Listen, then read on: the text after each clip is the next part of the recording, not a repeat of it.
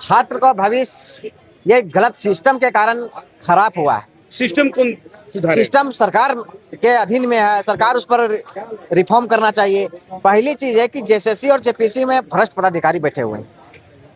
भ्रष्ट है तो भ्रष्टाचार होगी, सीधी बात। अधिकारी पदाधिकारी किसकी है? सरकार की, सरकार प्रतिनिधित्व करती है, हम थोड़ी प्रतिनिधित्व करते हैं। हम तो एक अभ्यर्थी हैं, पीड़ित अभ्यर्थी। हम परीक्षा लिखने जाते हैं, पेपर लीक भेज देते हैं। हमको लगता है कि हम परीक्षा में अच्छा एग्जाम गया, हमारा रिजल्ट होगा।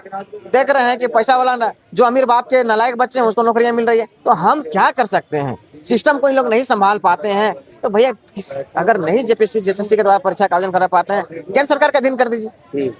क्यों झूठ का परीक्षा लेते हैं आप? परीक्षा लेके सिर्फ ठगने का काम करते हैं। आज देखिए कि झारखंड में कोई ऐसा एक चीज लीक हो जाएंगे, यहाँ पर बता दे रहे हैं कि बच्चा का जितना डायपर लीक नहीं करता है उतना ही सरकार के कार्यकाल में पेपर लीक होते आ रहा है। और उस पेपर लीक का भुक्तभोगी मैं हूँ। झारखंड में पहला पेपर लीक सरकार के दौरान लैब असिस्टेंट से शुरू हुई थी, फिर पीजीटी में हुई थी, फिर नगर निगम में हुआ। आज उत्पाद सिपाही में देखिए 19 बच्चा का डेथ हो गया। और सोचे कि 3 लाख। जिम्मेवार कौन? सरकार जिम्मेवार है। कौन? व्यवस्था जिम्मेवार है। सरकार के अंदर में व्यवस्था आती है, व्यवस्था स्थापित नहीं कर पाती है, व्यवस्था चला नहीं पाती, तो इस्तीफा देना पड़ेगा उसको। क्यों झूठ का परीक्षा लेते हैं जी? क्यों? अभी देखिएगा एससी एसटी ओबीसी छात्रों को छात्रवृत्ति नहीं दे रहा है, ताकि झारखंड के छात्र नहीं पढ़ेंगे, और नहीं पढ़ेंगे तो हक और अधिकार की बात नहीं करेंगे। हमारा सपना को बेचा जा रहा है। जैसे सीजल देखिए, लिपापोती करके हमारा सपना को बेचा गया। आज जेपीसी देखिए, पहला जेपीसी का बात, पहले ये जो 14वीं जेपीसी की बात नहीं है, पहली जेपीसी से संक्रमण बीमारी फैली हुई है। आज 14वीं तक है, कहने का 14वीं है। 6 जेपीसी उन्होंने लगातार लिया है, और 7वीं से सीधे 10वीं कर दिया, 11वीं से 13वीं कर दिया, और 14वीं आया। 14वीं सोचिए किस प्रकार से आया। 12:30 बजे रिजल्ट दिया 2 जुलाई को, और किस प्रकार दिया? बिना कटअप। झारखंड के इतिहास में जेपीसी ने पहला बार रिजल्ट जारी किया जिसमें बिना कटअप का और बिना सदस्यों का हस्ताक्षर के बिना किया। हम लोग को शंका पहले से था। जिस दिन हम लोग परीक्षा देने के गए थे 19 अप्रैल को, ना ब्रीफिंग किया गया था, ना हमारा क्या कहते हैं बायोमेट्रिक हुई थी, ना सही से जांच पड़ताल हुई थी। आप बताइए कि 20 तारीख को उन्हें आंसर की जारी किया जल्दीबाजी में, 3 दिन आंसर की का चैलेंज किया गया, और 2.5 महीने तक उन्होंने रिजल्ट जारी नहीं किया। आज सीआईडी ही जांच कर रही है। माननीय टाइगर जयराम महतो ने माननीय मुख्यमंत्री जी को ज्ञापन सौंपकर सीबीआई जांच करने का आदेश दिया था। माननीय टाइगर जयराम महतो ने महामहिम राज्यपाल महोदय के विषय पे, लोकतंत्र में हमारा अधिकार है, हम अपनी आवाज को बुलंद करेंगे। और हम क्या कोई असंवैधानिक मांग कर रहे हैं क्या? हमारी सपनों को जब बेचा जाएगा, आज बताइए कि जेपीसी के माध्यम से सारी नौकरियां जब बेच दी, जेएसएससी सीजल के माध्यम से सारे नौकरी बेच दी, जेएसएससी के माध्यम से नौकरी बेच दी, तो हम चुप बैठेंगे? हम चुप बैठने के लिए नहीं ना, हम सत्ता में बैठाए, हम सत्ता से उखाड़ फेंक सकते हैं। ये उसका बापोती राज नहीं है कि सत्ता में बैठ गया तो उसी का हो गया। ये लोकतंत्र है, किसी के बाप का हितैषी नहीं है कि जो चाहेगा। बोल रहे हैं कि शिबू सोरेन बोले थे कि मलक राज का निर्माण करेंगे, झारखंड के छात्रों को हक मिलेगा, झारखंडियों को हक मिलेगा।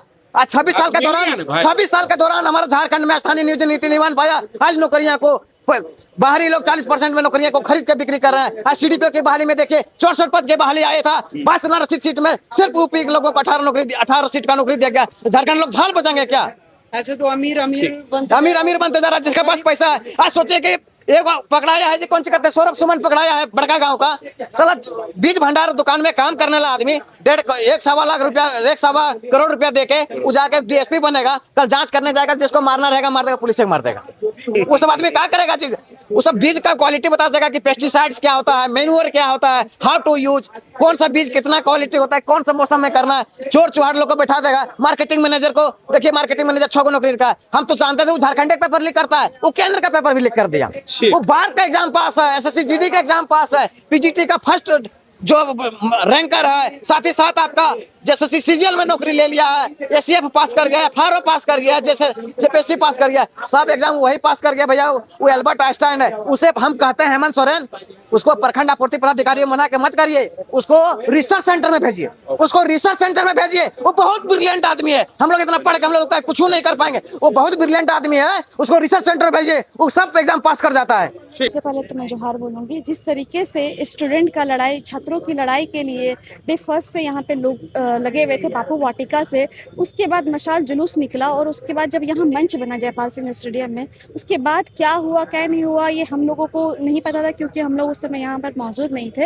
लेकिन आने के बाद ये पता चला कि 2 गुटों में लड़ाई हो गई और 2 बट चुके, जबकि ऐसा बिल्कुल भी नहीं होना चाहिए था। ये छात्र की लड़ाई है, और छात्र में ना तो ना तो कोई गुट होना चाहिए, ना तो कोई जाति होना चाहिए, ना धर्म होना चाहिए, ना कोई पार्टी विशेष का लोग यहाँ पे मौजूद होना चाहिए। जिस तरीके से आज हम लोग भी आए हैं तो अपनी नैतिकता के अधिकार से यहाँ पर आए हैं, ना कि किसी पार्टी विशेष के अधिकार से यहाँ पर हम लोग आए हुए हैं। तो मैं यही बोलना चाहूंगी उन सभी तमाम छात्रों से कि आप लोग एकत्रित होएं और अपने जो न्याय मांग है उसको पूरा कराने के लिए न्याय मांग को रखें और एक साथ मिलकर अपनी आवाज को बुलंद करने का काम करें।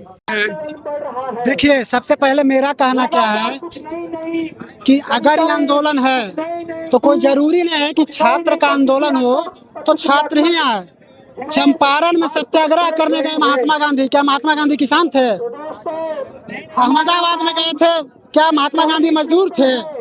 ये कॉज जो है सही कॉज है और सही कॉज के लिए हम आह्वान करेंगे कि हर कोई जिसको लगे कि बच्चे जो है सही चीज के लिए बैठे हुए हैं उसको आना चाहिए।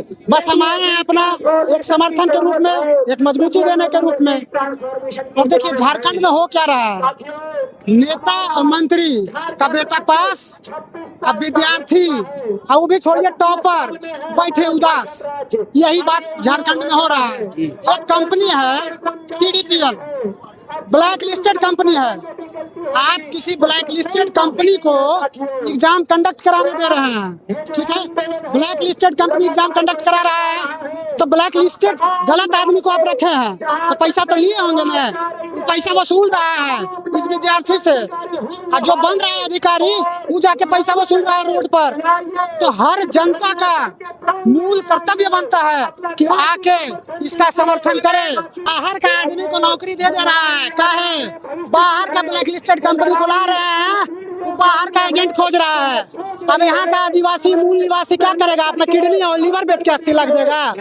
जो बाहर से पैसा दे रहा है, बाहर से नौकरी ले रहा है, यही बड़ा बात है।